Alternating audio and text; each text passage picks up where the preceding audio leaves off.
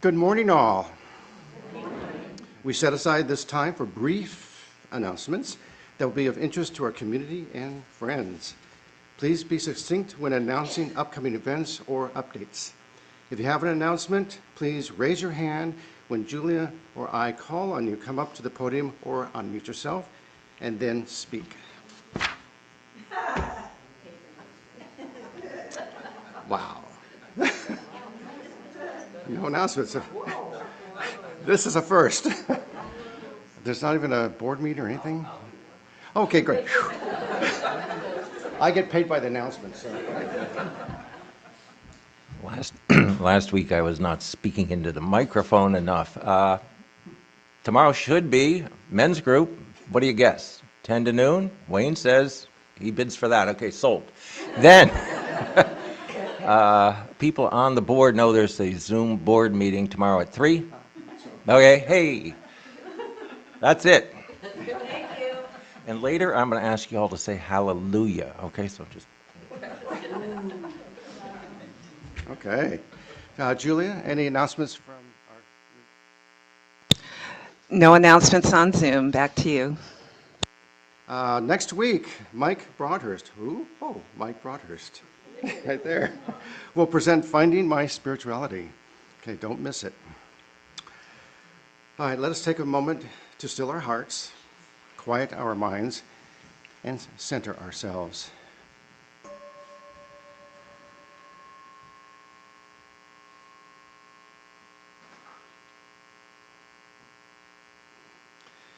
Henry Ford once said, "There are 3 things that grow more precious with age: old wood to burn, old books to read, and old friends to enjoy."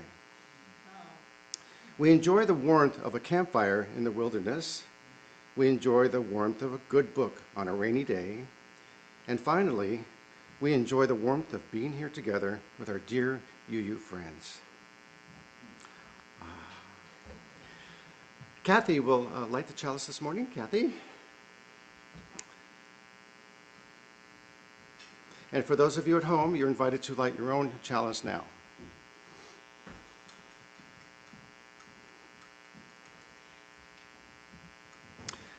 At times, our own light goes out and is rekindled by a spark from another person.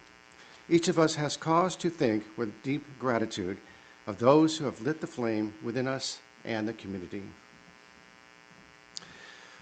Before we sing the first hymn, let me remind our remote participants to leave yourselves muted. However, we want you and whoever is with you to sing as big and loud as you like, and that goes for all of you too. So let's please stand in body or spirit and sing the opening hymn, Just As Long As I Have Breath, number 6.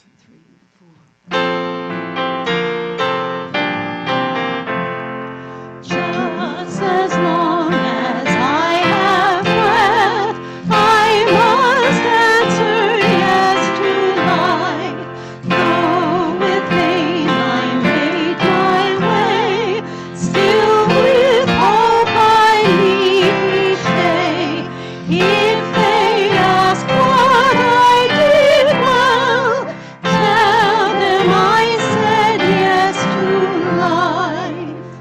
Just as long as vision lasts, I must answer yes to truth. In my dream and in my dark, always that elusive spark. If they ask what I did well, tell them I said yes to truth. Just as long as my heart beats, I must answer yes to love.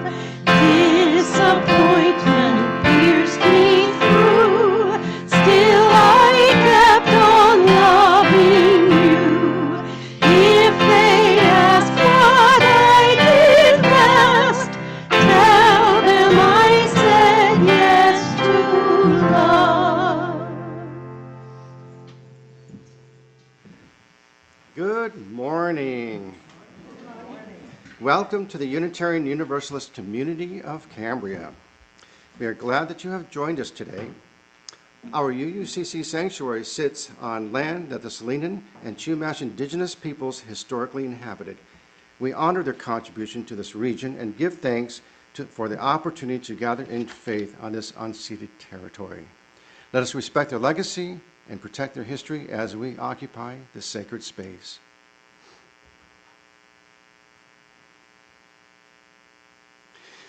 As Unitarian Universalists, we celebrate religious diversity and welcome all who journey in search of faith and spirituality. The UUCC is a lay-led congregation run by the democratic process. We invite speakers from different religious traditions and spiritual or scientific backgrounds, as well as community leaders, to speak at our pulpit.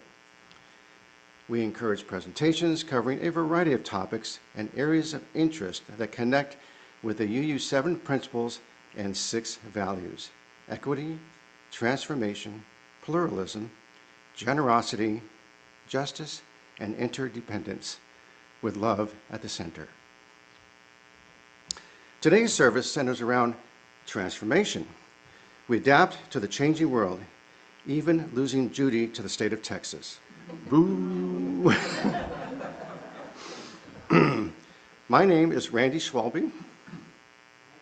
Thank you.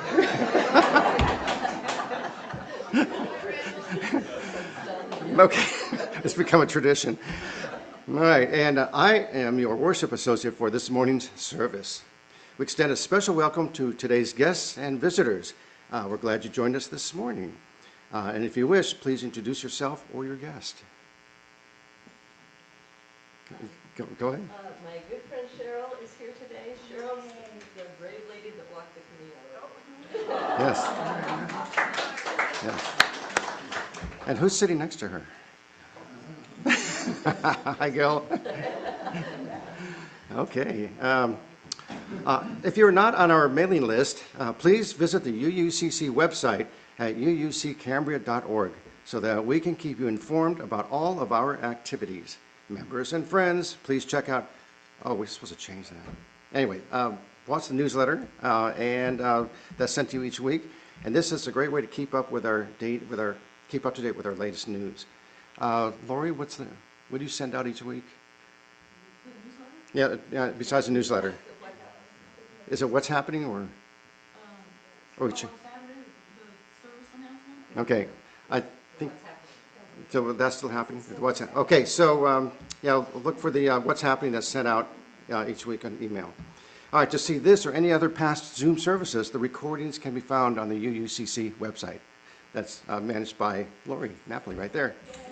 Thank you, Lori. She came all the way over the hill just to have me say that to her. So again, good morning and welcome to everyone. The affirmation is both a recognition of the nature of this community as well as a promise to which we aspire.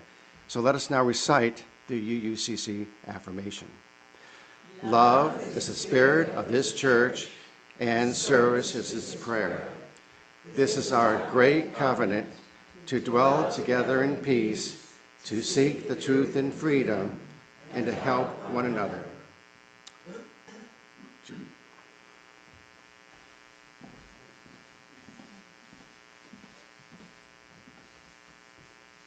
Good morning, everyone, and thank you for being here, and I'll be a blithering, sniveling person. Randy asked me to share one of my singular memories about moving to Texas originally. It was 1953, and I was 12 years old, buck-toothed Yankee girl with a funny accent, trying to fit in somewhere in that strange culture. My 7th grade teacher was a good old Texas farm boy who announced that he hated Yankees and proceeded to make my life miserable.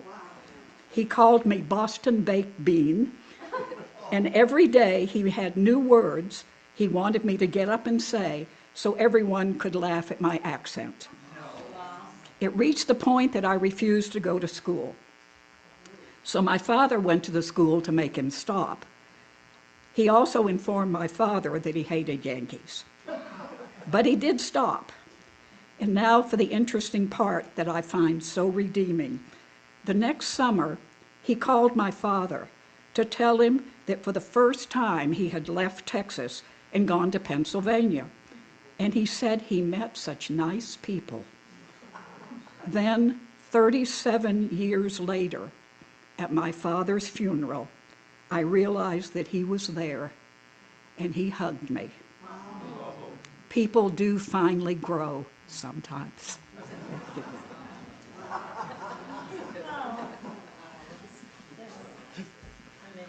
Okay.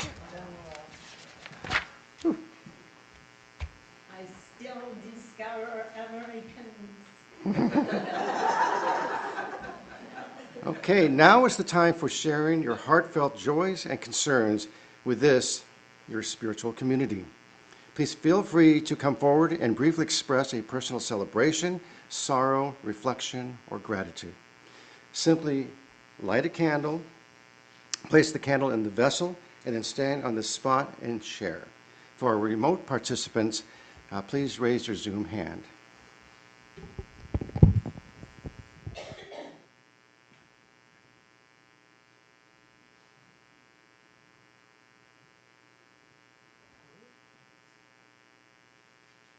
Okay.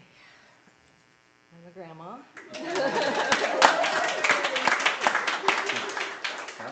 Yeah, about time. Sorry, Mom. What can we say? Anyway, little James was born on the 9th, Cheryl's birthday, at 2:22 p.m., and everyone's well and they're home now, so yay. And I also want to acknowledge Judy. My conversations with her made me realize how much the women who went before us paved the way for their younger sisters. I mean, just work, career options, you know, all the effort and all the struggles that our older generations made it, you know, so much easier for us. We still have a ways to go, but that's on us to keep the battle going. Yes.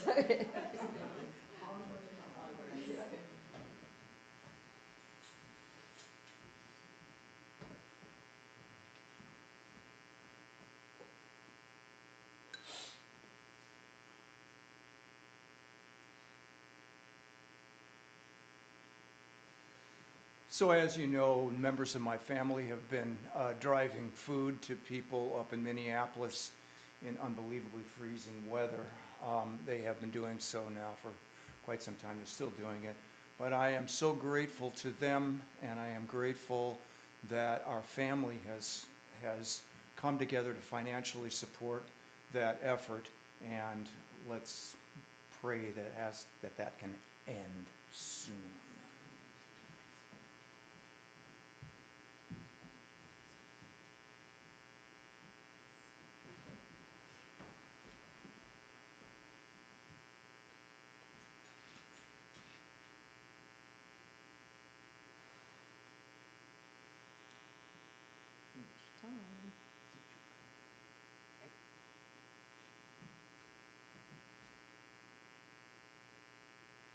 So, Candle, I'm an auntie.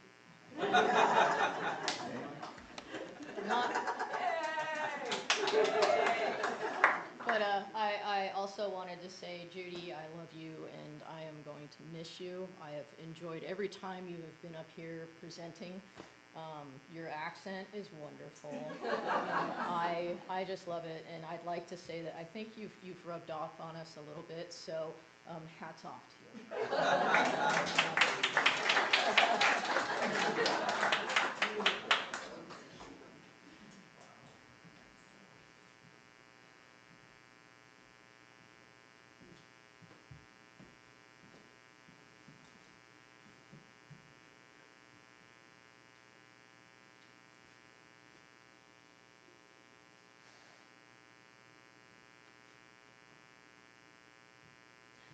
This is a candle of joy for our wonderful friend Judy, and best wishes on your big, new old adventure.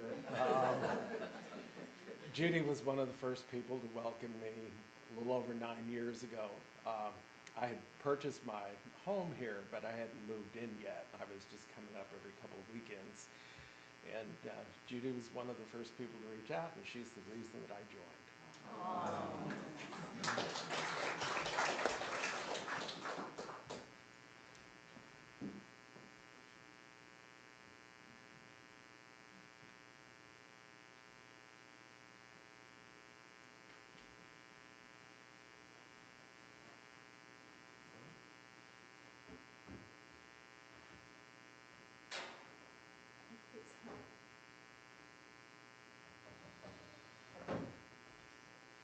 As a relative newcomer to UU, and I think the only other Southerner in the group, I didn't know Judy well until I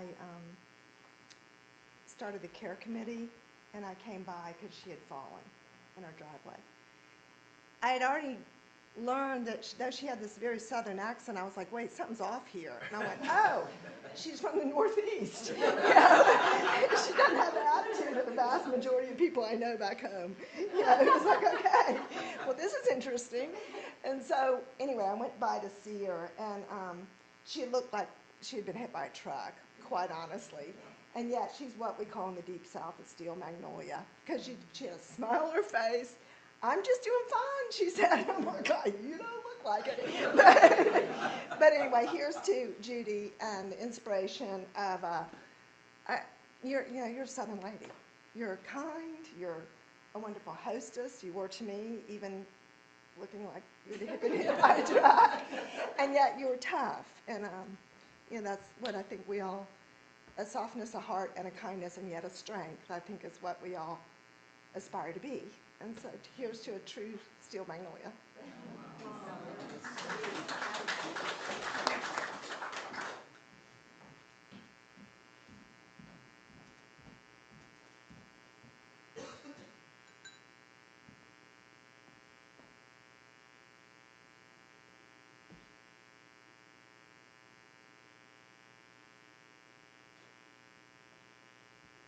So first off, I never plan what I'm going to say. I think, oh, I'm going to say something. I'll think of it on the way. I'll stand over there, and I never do. But I just want to say that I first joined the UU Church in Fresno over 30 years ago, and really the reason I did, well, okay, the first sermon was about chakras, and I was like, who are these people? I was from the Catholic upbringing. I thought it was very interesting. But what really got me were the old people. Now, granted, I was, 30-something. I had 2 little kids, and these old people, unlike the old people in my family who did nothing, these people were out there. They had, been in the South getting, registering black people to vote in the 60s. They had marched on Washington. They did like everything. They went everywhere. They were just so inspiring. And that's what made me a UU. It's like, I want these people to model how it is to age for my kids. I didn't think about me. But they did model it for me, and Judy is just the quintessential person who just exemplifies the, forging ahead, breaking barriers, carrying on no matter what, and, just being the kind of person I want to be. Thank you.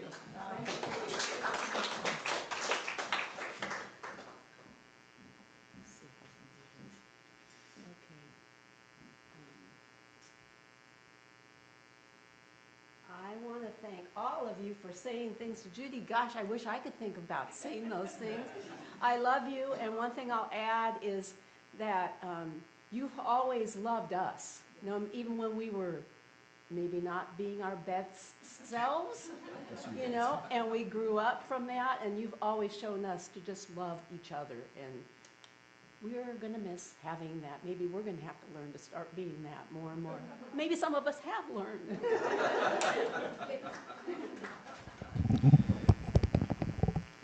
The collective flames of these candles embody all the joys and concerns which may have gone unspoken today, but are also deeply felt in this community. When we were planning this service, and I sprung it on Judy, and she was aghast. She said, no, I said, we're going to do this, so just go with it. And she asked me to keep it fun. Okay, so here we go.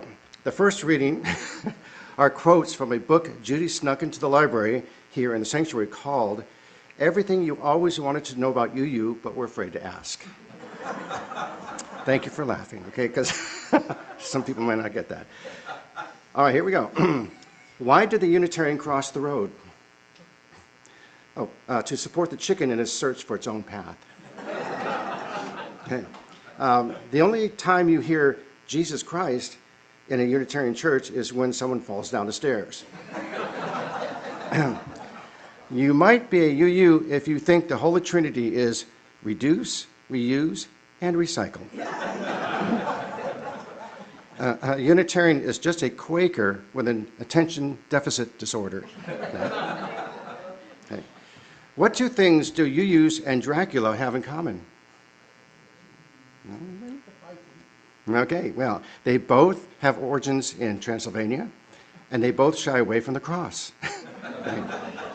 Okay. Oh, here's one for you. What's the Unitarian's favorite Christmas movie?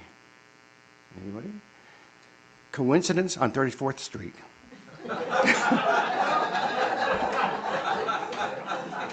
Okay. Why are UUs the worst hymn singers? That doesn't include you. Okay. Because they are always reading ahead to see if they agree with the next line. Three kids were playing, and they asked each other what religion they were.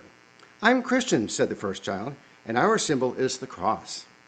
I'm Jewish, said the second child, and our symbol is the Star of David. I'm a Unitarian Universalist, said the third child, and our symbol is a candle stuck into a cocktail glass.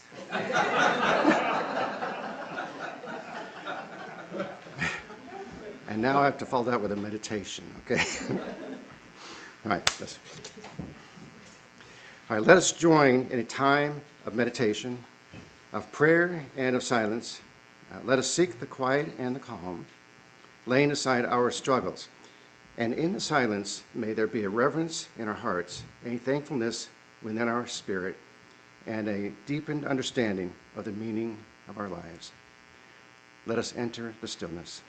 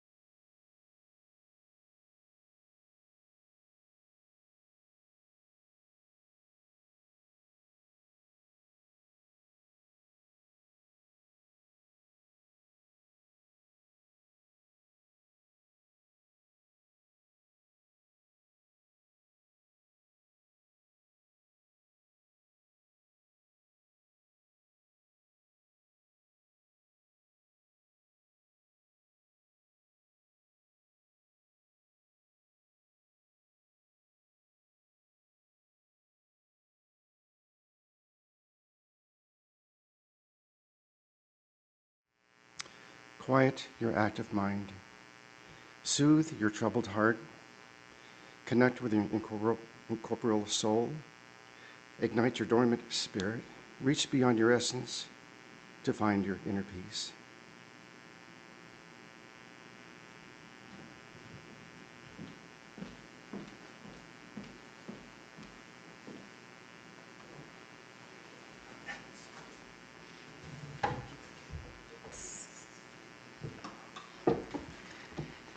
Vertically challenged. The second reading is titled, A Love Letter to the Trees I Have Known and Loved by Judy Butler. Dear my wonderful trees, when I think about all the trees I have known and loved, quite a few of you come to mind. My first memory of trees is of the huge elms that lined the sidewalk where I rode my tricycle in New Hampshire. I always felt protected by you. I cherish the old pictures of my sister and me playing under your branches, especially the pictures of my younger sister tied with a large rope to one of you for safety as a large river flowed behind our home. The last time I made a pilgrimage to my childhood places, you were gone, victims of Dutch elm disease. After you elms came the pine grove that melded into the forest, that then became a swamp behind my next home in New Hampshire. That swamp always yielded our Christmas tree every year. I was a compulsive tree climber and always seemed to have pine pitch on my hands along with my skinned knees. Pine trees are not the easiest to climb, but I took you on anyway. I cannot discuss childhood trees without paying homage to you, the beautiful New England maples that abound in my home state. Fall every year is an amazing spectacle, plus how great you are to climb. And I cannot forget the wonderful white birch trees that are also native. Another tree memory happened when living in far western Germany in the early 60s. I had an amazing view from my bedroom window across a large valley, almost to the French border. In spring, apple and cherry trees would bloom, and my view consisted of miles of pink and white blossoms. I would sit in that window for hours to relish the view. And I will always love cottonwood trees, especially in the fall. I remember our fall trips to Taos, New Mexico, and that gorgeous blue New Mexico sky. My favorite thing to do was to sit in the courtyard of our inn under the fall foliage of you cottonwoods and just stare up. I'm not given to many spiritual moments, but that was always one for me, a special place and time. As you know, Texas is not a great place for trees.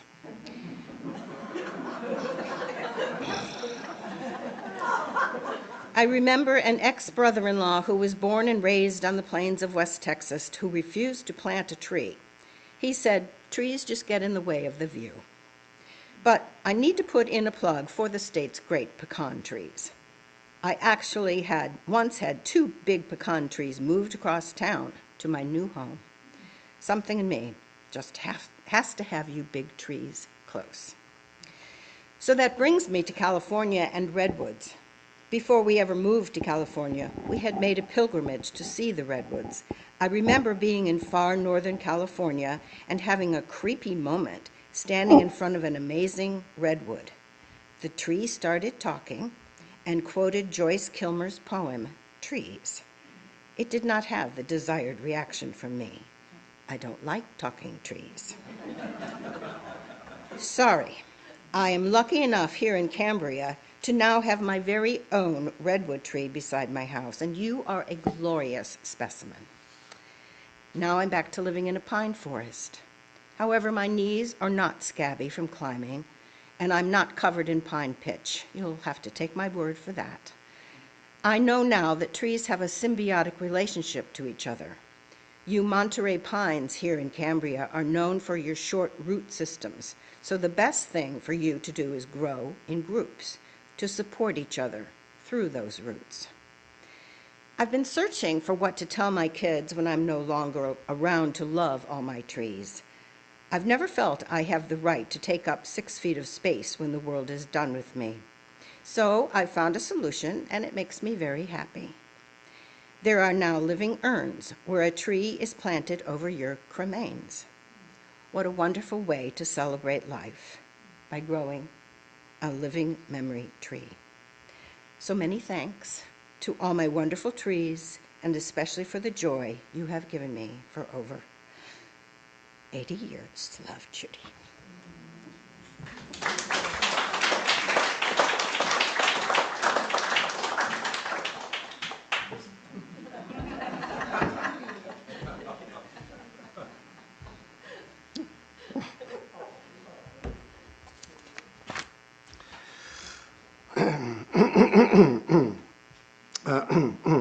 Hang on a second. Mr. Frog jumped in. Today, we are celebrating Judy Butler. So, who is this Judy Butler? Well, Judy grew up during the 40s and 50s in a home where all extra monies were saved to finance her brother's college education. No mention ever of sending his 3 sisters to college. So with no vision of a future, she went off and married some guy while still a high school senior. At 20, she went to work in a military industrial complex of a company with over 30,000 employees. It was a hotbed for Me Too charges, but several decades too early. In the 70s, with the feminist movement in full gear, Judy participated by refusing to empty and clean the ashtrays the attorneys used, and offered those who wanted it to make their own coffee. Scandalous. Potentially a career-ending move. Wow. Even though Judy had yearned to attend college, her then spouse forbade her ambition, claiming she was too uppity. So on the very day she divorced him, she enrolled in a local community college.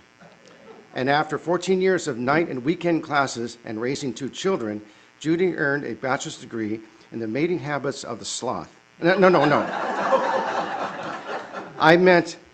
What I meant was a bachelor in business administration. Okay. That's a close call there. Judy's perseverance was revolutionary. Today, over 59% of university students in America are women. Okay. Later, she married a union rep named Carol. I know he was a he, but had no issues with a name commonly ascribed to women.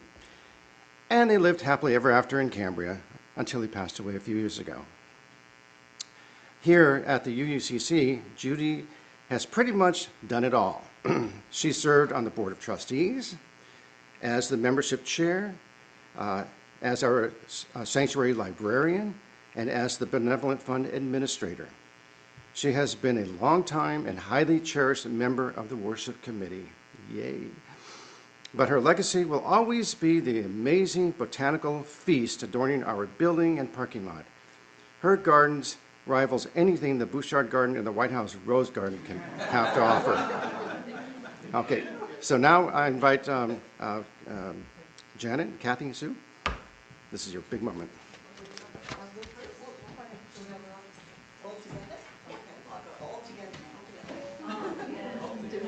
You go first. Wow. I'm typing. Oh, did it? You want me to go first? Go Yeah, first. go. I got notes even. Okay, yeah, we got notes too. So when we first moved into this beautiful space here, there were several little dirt areas around us. And one day, I suddenly noticed that there were beautiful plants in the area. Succulents, little flowering bushes, and things like that. Especially in the narrow edge of the parking lot, which we very rarely looked at until these beautiful things started to appear. So Judy had just been poking in things, plants that people had discarded, plants that had been given her, and plants that she broke off other plants to stick in the ground that flourished, right? She carried buckets of water to nurture these young plants. And you added a few painted rocks and plaques, creating a very welcoming space around our space. So today, Judy, we have something else to add to the garden.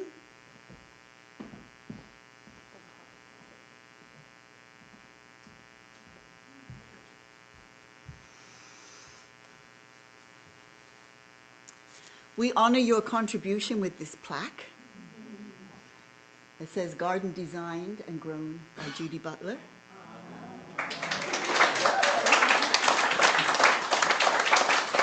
And what some people don't know is that Judy Butler is actually a master gardener. And she would probably cringe at the word designed. But it was an innate experience, I think, for you to just poke things in. So you really, it came out looking designed. And that is your gift, Judy. And we'll miss you. Neil, Romel, and myself, and maybe others, will be thinking of you as we care for your garden. And we know that you will create beauty wherever you are.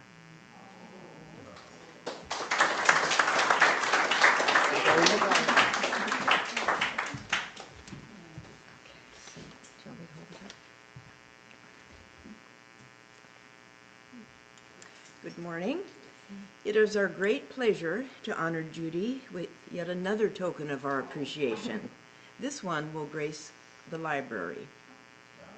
You want to read it? Yeah. Oh, shall I read it? Yeah. Yes. It says, with deep appreciation to Judy Butler, UUCC Librarian, 2013 to 2026. Yes, I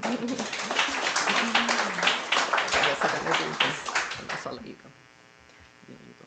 Oh, well, we kind of said it. Okay.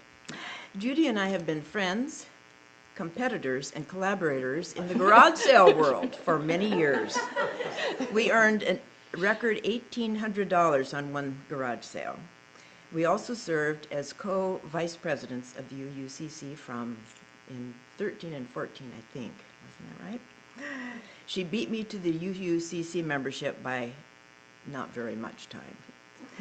Her active participation in our UU community will be deeply missed. Yes, the UUCC will miss you very much, Judy. For years, you have been our very own Molly Ivins, sharing her outspoken liberal worldview infused with ample wit and a great sense of humor. Molly once said, "I dearly love the state of Texas, but I consider that a harmless perversion," and discuss it only with consenting adults. As you relocate back to Texas, may you find plenty of reasons to love Texas and consenting adults with whom to share your newly found perversions.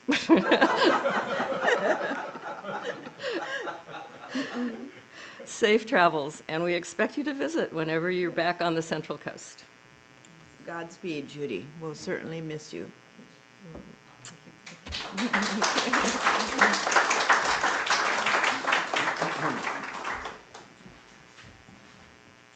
Okay.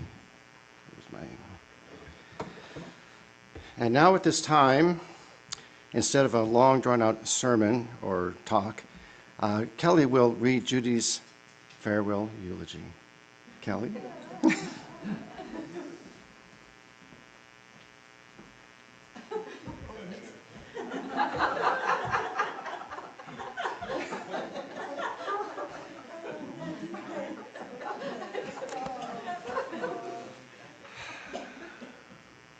There is one more thing to add to her bio, a dirty little secret about our beloved Judy. She maintains a folder of materials, both text and photos, some of which you will see in a moment, that she wishes to be recited and shown during her memorial service.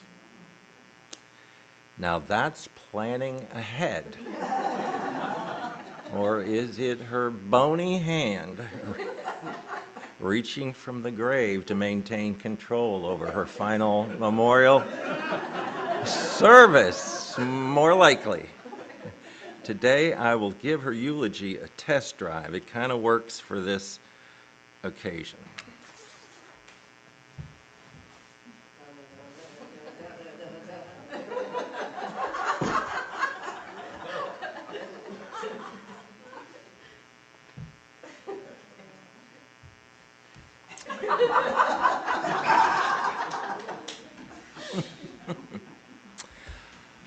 All right, well, I understand some of y'all this evening here in the hall might be atheists,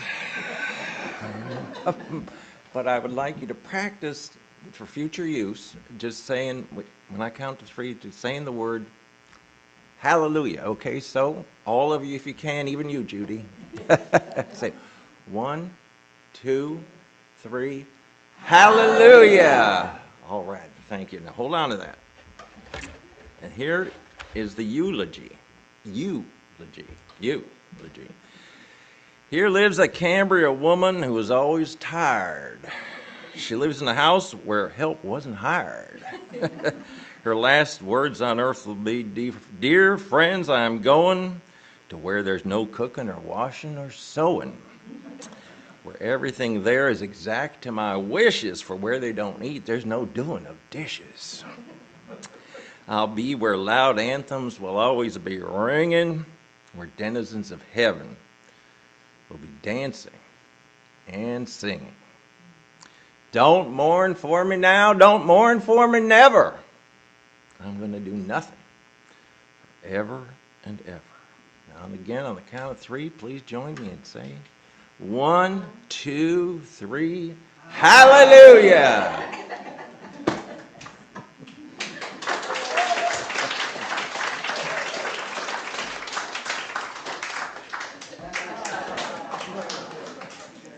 Wow.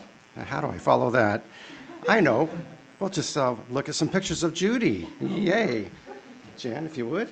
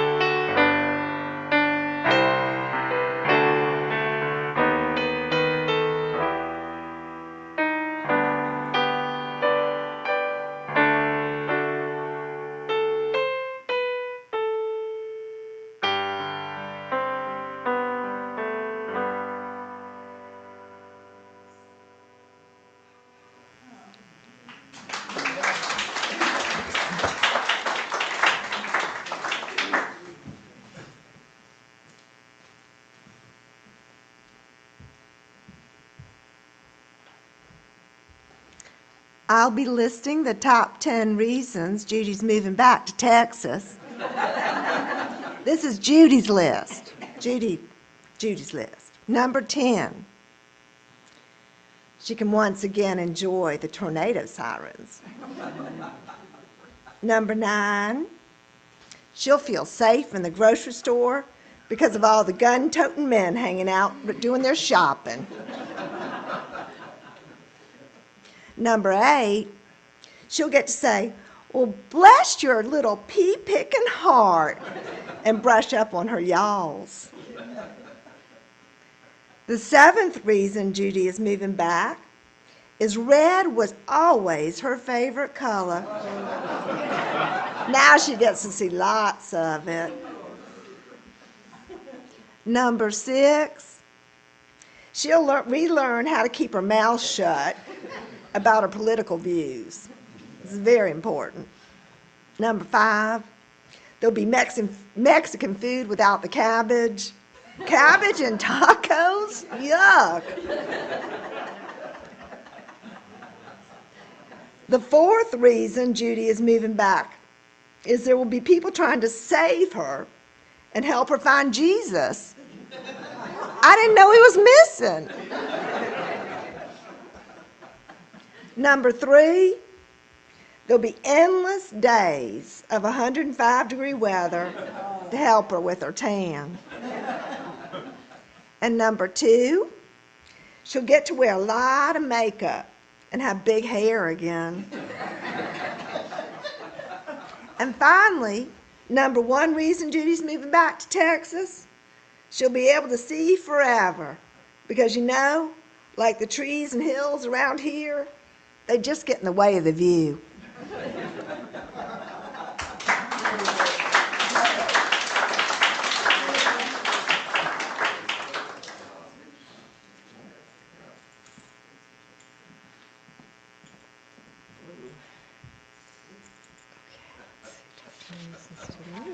Okay. Wow, those are hard acts to follow. I can't offer you an accent. You have to go with Southern California, that's all I have. And now for the rebuttal. The top 10 reasons Judy should stay here in Cambria. Number 10, UUCC potlucks. Oh, never went to that one. Number 9, the gardens surrounding Arlington Square and the Jocelyn Center. Oh, you fixed that. Number 8,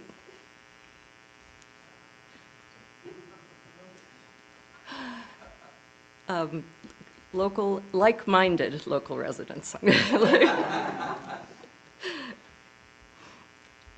Number 7, mahjong. Number 6, the Cambrian fog. Number 5, a place where God does not have to be in any of your business. I like that. Number 4, Gavin Newsom is our governor.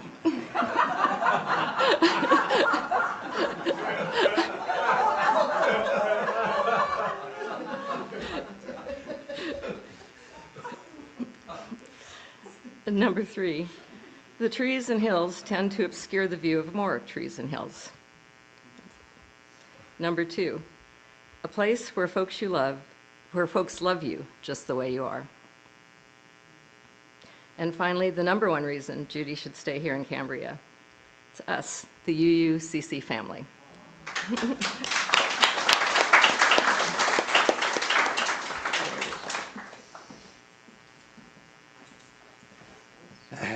Thank you, Margot and Janet, for this. Okay. And now, the woman of the hour, Judy Butler.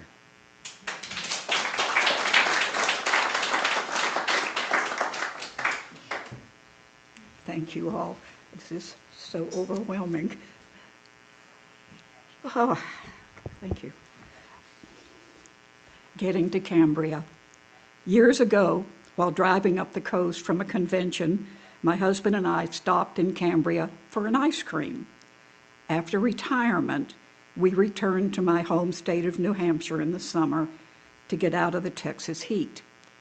After 2 years of my husband enduring all those relatives I hadn't seen in years, he begged me to find someplace else cool. I remembered Cambria. So for 10 years, we came for part of the summer. He wanted to move here immediately. I held him off for 10 years because all our grandkids were little and we were still running Granddad's daycare center. Plus, I had 2 requirements for moving. There had to be a Big Lots store and a UU church. Well, one day, we were here for the summer.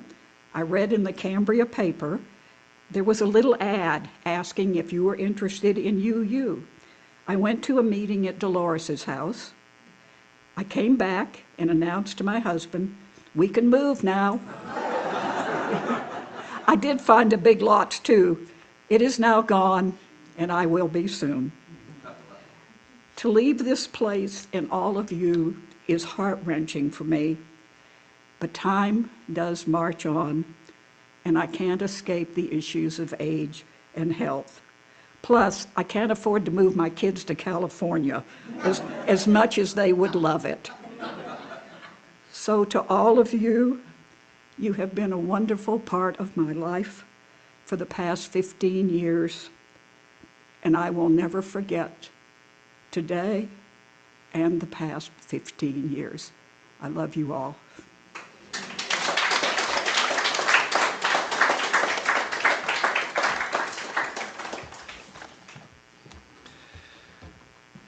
All right, if you would, please stand in body or spirit, and let's all sing Always Look on the Bright Side of Life by Eric Idle.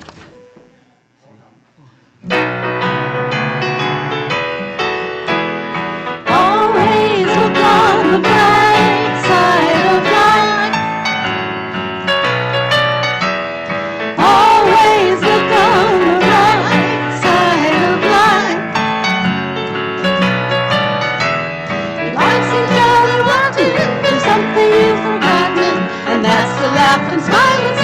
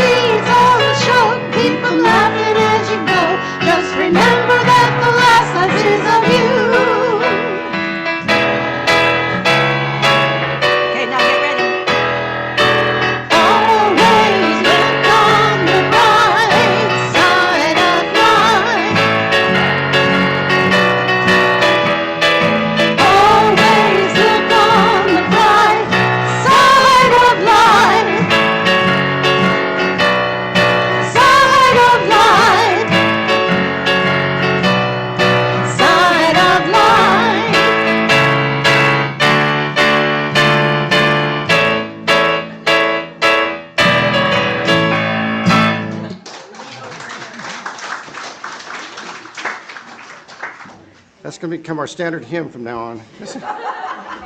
Our go-to hymn. All right, the morning offering will now be given and received. Please remember, we are a self-sustained congregation and provide all financial resources for our many ministries. This reminds me of a story Judy once shared with me. A rabbi, a priest, and a UU minister were discussing how they direct the collection plate between church use and God. The rabbi said that he draws a circle in the middle of the sanctuary, stands in the middle of it, and throws the money up in the air. Whatever falls outside of the circle goes to the Lord, and what falls inside goes to the synagogue. The priest said that he does something similar. However, he draws a line. When he throws up the money, whatever falls in front of him is for the church, and whatever's behind him goes to God. The UU minister said that she also used a similar method for dividing up the collection plate.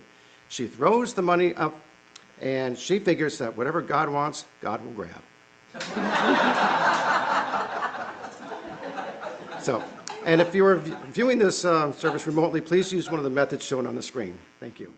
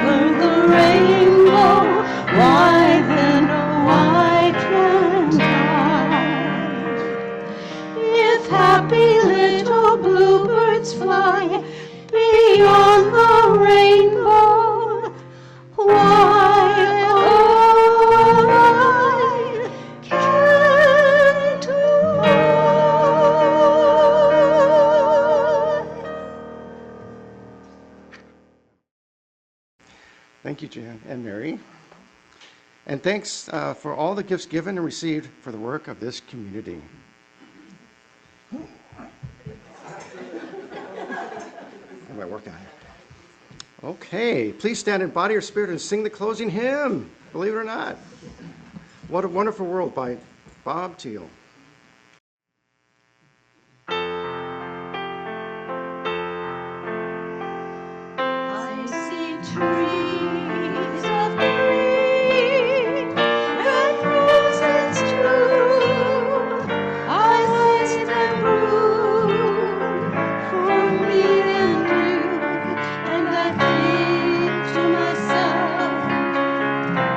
What a wonderful world.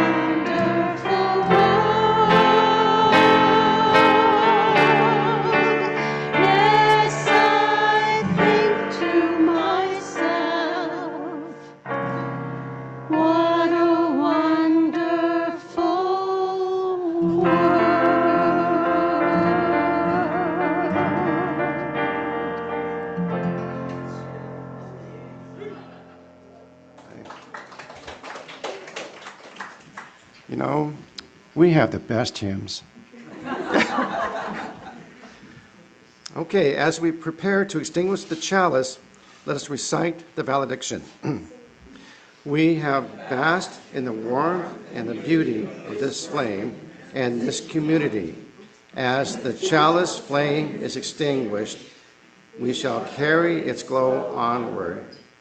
Let us kindle new sparks within these walls and beyond. Yeah, and please extinguish your chalices now at home.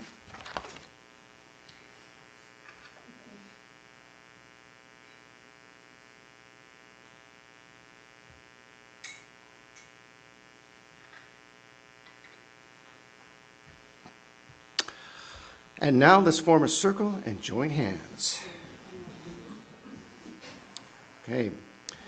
Well, here we are at a crossroads. It goes without saying that Judy Butler has been a prominent and loving part of each of our spiritual journeys. And it is safe to say we are all so grateful that she was and always will be a cherished part of this UU community. Winnie the Pooh once said, "How lucky I am to have something that makes saying goodbye so hard." Judy, I know that you are all hugged out, but endure this one big hug from all of us. We love you. Stay well, stay sane, and please, please, please keep in touch. Let's all go now in peace and have some lunch first. Okay.